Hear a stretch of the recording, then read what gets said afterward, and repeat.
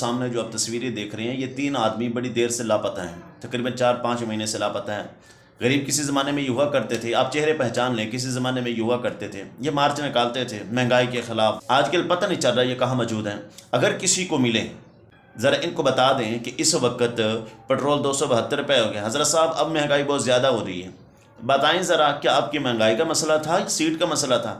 مولانا صاحب کے بیٹے کو بھی سیٹ مل گئی ہے اور باقی بھی اس کے پارٹی کے لوگوں کو سیٹ مل گئی ہے۔ اب مولانا صاحب کو مہنگائی نظر نہیں آ رہی، وہ دوسرا وزیر خارجہ بن گیا ہے، وہ جاتا ہے کبھی کہیں جاتا ہے، اس کا پروٹوکول ہے وہ چل رہا ہے، اب مہنگائی تو ان کو نظر نہیں آ رہی۔ اگر کسی کو ملے خدا کے لیے ان کو ذرا بتا دیں مہنگائی بڑھ رہی ہے، عوام مر رہی ہے، لوگ مر رہے ہیں، خدا کے لیے پٹرول 272 ہو گیا ہے، ذرا احتجاج کوئی ایک دھرنا تو دے دے، کوئی احتجاج کر دے، باہر نکال کے بیان دے دے۔ حضرت یہ سارے مسئلے مہنگائی کے نہیں تھے، یہ کون سے عوام کے خیر خواہ تھے؟